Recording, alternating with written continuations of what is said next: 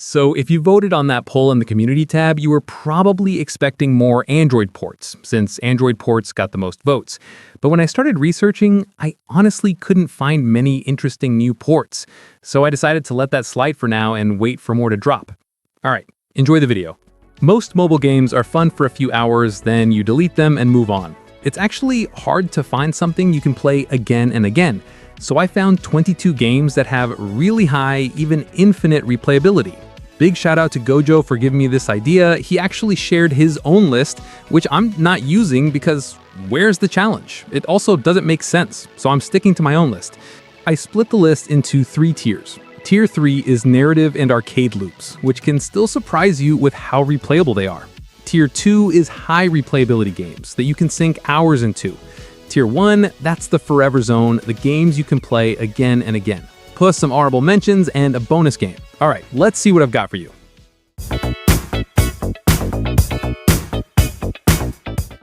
Starting off Tier 3, at number 4 we have Flapping Together Online. It's basically an evolution of the viral Flappy Bird. You control a small bird, tapping to flap through gaps without hitting pipes or the ground. What makes it different is it's online, so you're competing against friends and hundreds of other players on the same map. There's a leaderboard, a friends list, and you can see everyone's scores after you crash. The game's replayability comes almost entirely from the skill loop and competition.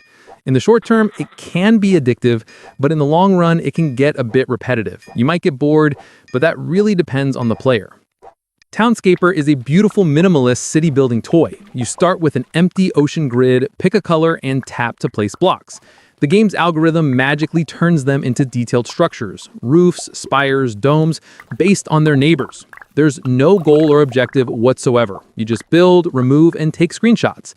Replayability is purely creative and subjective. The grid is technically infinite, letting you make massive cities, floating sky citadels, or colorful labyrinths. A big part of the fun is experimenting to see what new shapes the algorithm can create. But once you understand the basics, there's no challenge, no winning, no losing, which limits long-term pull compared with games with mastery or progression. It's perfect for casual, creative downtime. Its infinite replayability comes entirely from your imagination, not the game system's unlocks or competition. Moving on, we have a minimalist masterpiece and one of the best examples of a pure arcade roguelike on mobile. Downwell throws you into a high-speed vertical dive where you're always falling, blasting enemies with your gun boots, and reacting on instinct. The same button handles both jumping and shooting, which makes every tap matter. Its replayability comes from pure mastery and high-score chasing. Like people say, it's a game about getting better at the act of falling. Since every level is procedurally generated, you can't memorize anything. You improve by learning the timing of your taps, keeping your combo alive and staying calm under pressure. Short runs, around 15 minutes, make it easy to say one more again and again as you play. As you play, you unlock new styles that change the physics and give each run a different feel. Next up is a highly strategic space survival game that mixes the brutality of a roguelike with deep interactive fiction. I'm talking about Out There, a single-player sci-fi adventure where you wake up from cryosleep alone in the distant, unknown part of the galaxy. The loop is simple, but intense. You jump from star system to star system across a procedurally generated galaxy. There's no combat at all. Your real enemies are the environment, bad luck, and your own decisions. Every run forces you to manage 3 things that constantly drain you: fuel, oxygen, and hull integrity. Because the galaxy reshuffles every time you start over, you're always planning a completely new route, which gives the game its strong replay value. The frustrating part is how punishing it can be. I like tough games, but this one pushes it. A single bad choice can ruin an entire run, and sometimes it feels like the game wants you to fail, so you keep trying until you finally crack it. The story helps balance that out, with an epic narrative that branches into multiple endings that are worth reaching. If you enjoy unforgiving games where failure is part of the journey, I guess this is for you. Up next is 80 Days, an interactive novel and resource management game set in a fantastic steampunk version of 1872. You play as Passepartout, the loyal valet to Phileas Fogg, who has wagered he can travel around the world in 80 days or less. The game is played on a stunning 3D globe and through text windows, combining route planning, resource management, and a branching interactive story. 80 Days is a masterclass in narrative replayability. You're designed to lose the race and come back immediately to try a different route and see a new part of the world. The game contains over 750,000 words, more than 10 novels. You'll only see 2 to 5% of the content in a single run. Routes change based on your choices and conversations, so every journey can be completely different. You might go via the North Pole, cross the Amazon, or explore Africa. You'll manage money, fog's health, and time. The trading system can get repetitive once you know the best routes, but overall, it's a must-try for fans of text-based games with tons of replay value. Reventure is up next, and it is perhaps the most unique game on the list because its entire design philosophy is built around a single massive replayability goal. It's a comedic 2D pixel art platformer that parodies classic adventure games. The main gimmick is that every action, no matter how small or ridiculous, can lead to an immediate ending. You start as a hero trying to save the princess, but you can immediately diverge. Walk left instead of right, jump off a cliff, get killed by a chicken, or even do nothing at all. The replayability comes from a checklist of unique content. You play over and over to see all 100 different non-standard endings. What makes it even more satisfying is the persistent world. Actions from previous endings can affect your next run. Steal an item in one ending and it'll be missing in the next one. Part of the fun is experimenting. If I combine the stick from ending 7 with the bomb from ending 23, what new ending will I unlock? Once you've unlocked all 100 endings and found all the secrets, the game is officially solved.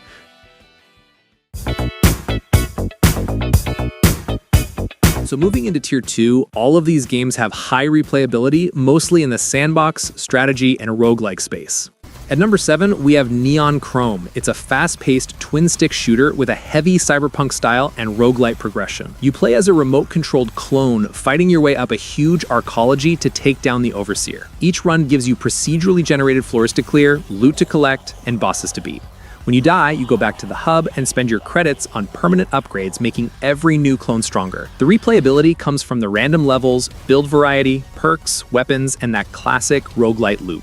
It doesn't have online co-op, but as a pure single-player experience, it's designed to keep you coming back run after run. Kingdom 2 Crowns is a 2D side-scrolling micro-strategy game where you play as a monarch riding left and right to explore, recruit, build, and defend your kingdom. The core loop revolves around the day-night cycle. During the day, you explore the island, gather coins, and hire workers, and at night, the greed attack from the forests trying to steal your coins and your crown. Your main goal on each island is to build up your army, construct a boat, and eventually destroy the greed portals across 5 islands.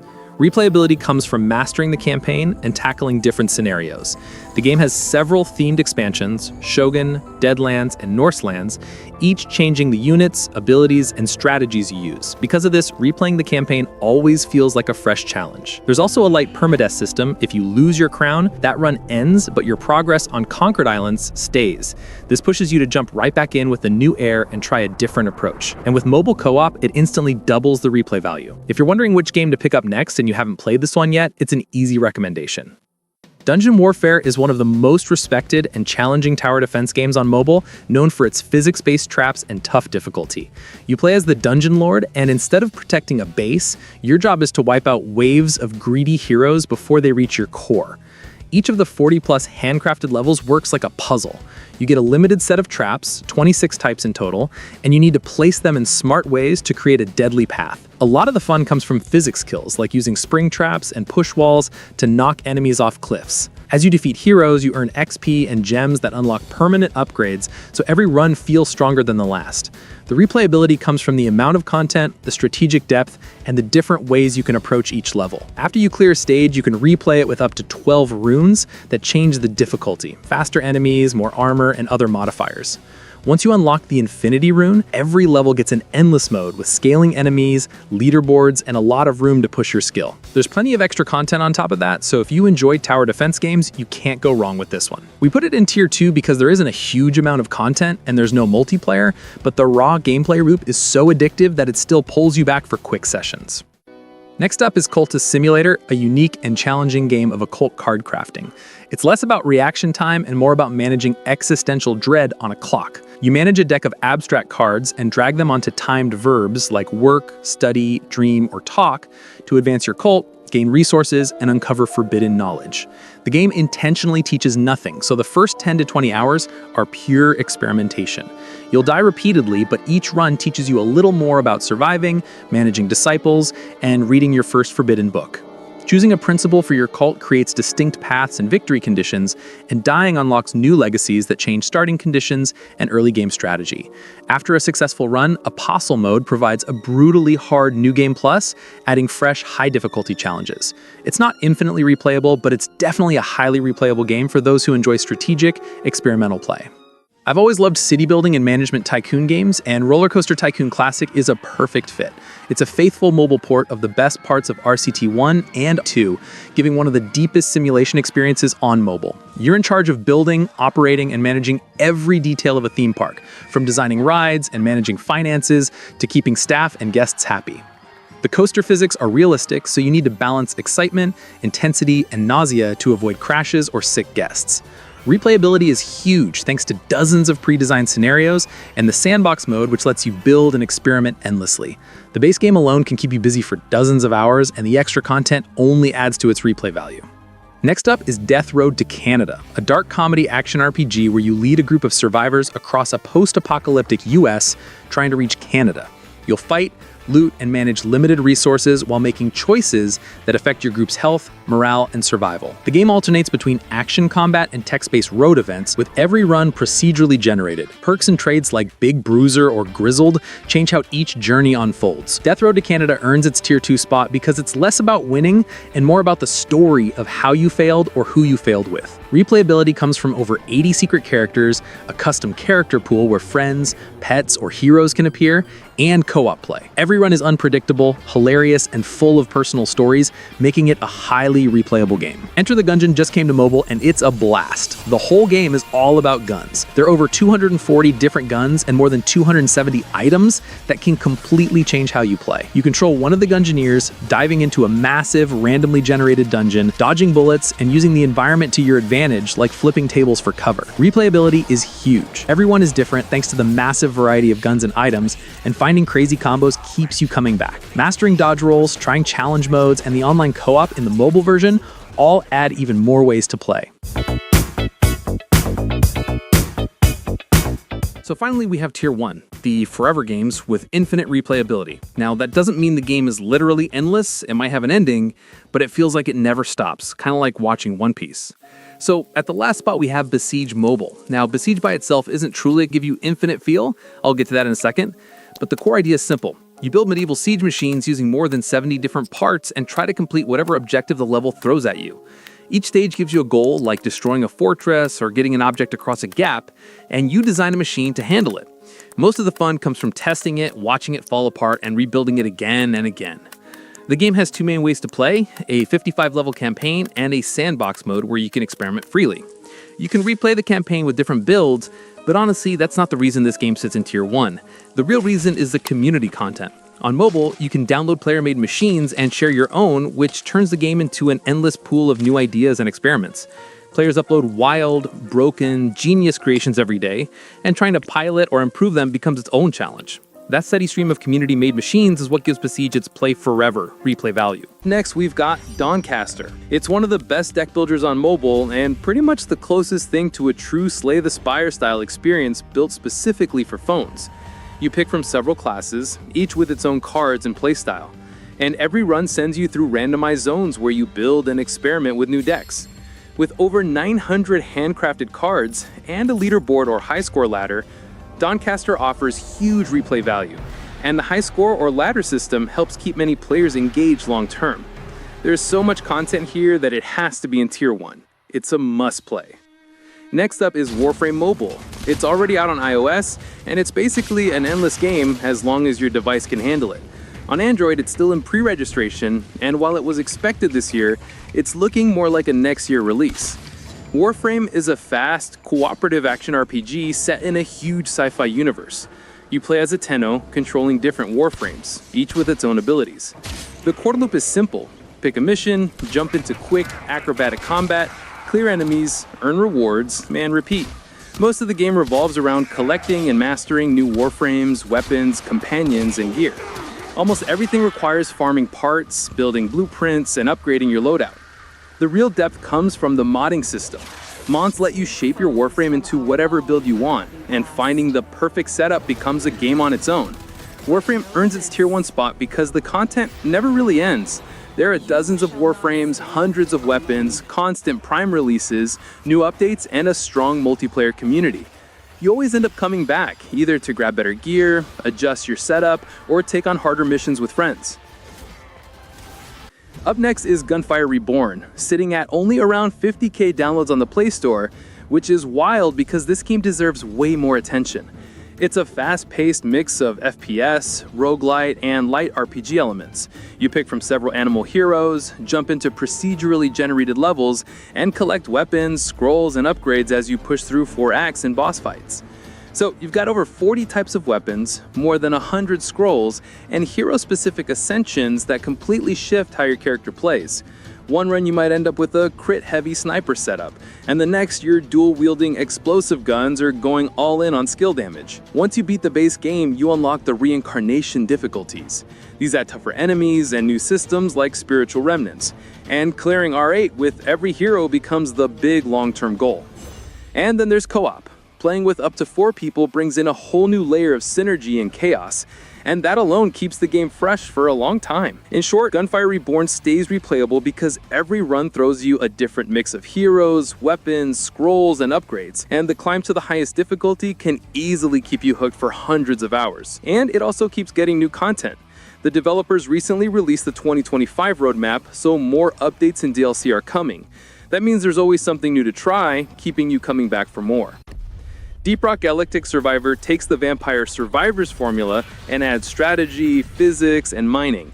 You play as a dwarf on an alien planet, moving with the joystick while your weapons auto-fire at swarms of bugs. The twist is the cave system. You're not running in an open field, you're digging your own tunnels. Every map is random, and the terrain becomes the main variable. One run you might carve a long hallway to create a choke point, the next you might dig loops to kite a boss. There's no fixed pattern to memorize, so every session feels fresh. The hazard levels go up to 5, and the higher tiers are brutal. With 4 classes, tons of weapons, and a huge number of overclocks, you can experiment with thousands of builds. The game's great, but the mobile port has issues. It's single player, yet it still needs an online connection, which feels unnecessary. There are also performance drops even on strong phones. And if you're not into the run in circles and dodge style, you might not enjoy it. Next up is our favorite game, the Battle Cats. We all love cats, right? And this game gives you every kind. Cute, weird, and even the ugly cute ones. Just having all these cats already makes the game great, but the gameplay pushes it even further. It's a side-scrolling tower defense game where you send weird, ugly, cute cats to break the enemy base while protecting your own. You build a lineup of 10 cats, your energy bar fills over time, and the whole strategy comes down to timing, team choices, and knowing when to push or hold back. The game starts simple with Empire of Cats, then expands into the Future, Cats of the Cosmos, and the brutally hard Stories of Legend.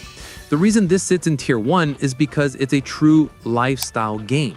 People keep it on their phone for years. There's always something new to unlock, a new challenge, or a new chapter opening up. In the beginning, it feels pretty easy, but once you hit your first real boss, that's when the game grabs you. And yeah, it does have gacha, which I usually hate, but this is one of the few gacha games that I actually like because you can still reach the end game without spending a single dime. Finishing the main story can take a year or more, and that's before the side content. It's one of the most addictive and easy to recommend games on mobile. Coming in at number 3 is Mindustry. It's a mix of factory building, tower defense, and real-time strategy. You play as a builder drone on a hostile planet, drilling resources like copper and titanium, then sending them along conveyor belts to your core or turrets. Waves of enemies keep coming, and if your belts break, your defense fails. Advanced players can even use the game's logic system to automate complex tasks. Mindustry has 2 massive campaigns, a global map, and if that wasn't enough, the multiplayer is huge. You have co-op, online PvP, and tons of community modes. One of the most popular is Hexed, a territory control mode that changes the whole experience.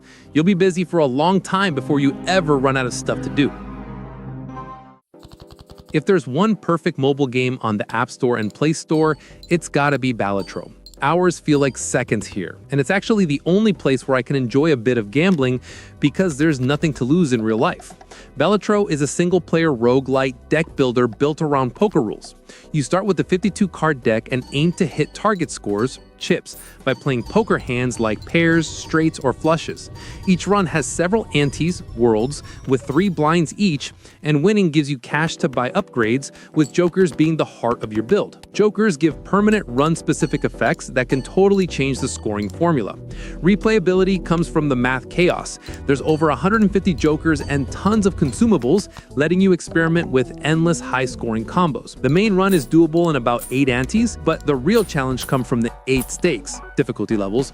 Each one adds brutal handicaps like less starting money, fewer hands, or pricier booster packs. Beating everything on the hardest gold stake takes serious skill and hundreds of hours. And the ultimate endgame? Chasing a score so high it literally overflows the game's code. If you haven't played the game, this can get very addictive, so take care of your health. Try not to get addicted, okay? And finally, at number 1 is Timecode 2. This game earns the top spot because its replayability is practically endless thanks to a feedback loop combining scale, player creation, and competitive optimization. It's a minimalist tower defense where you build towers and resource miners to defend your core. You constantly balance defense, upgrading towers to survive waves, and meta progression, placing miners to collect resources for permanent research. With 15 plus tower types that level up mid-match and over 400 research nodes, mastering the interactions is key. This game is a deep, endless ocean of strategy. The more you dive in, the more there is to discover. The game's endless mode and uncapped research make every run a grind for tiny improvements.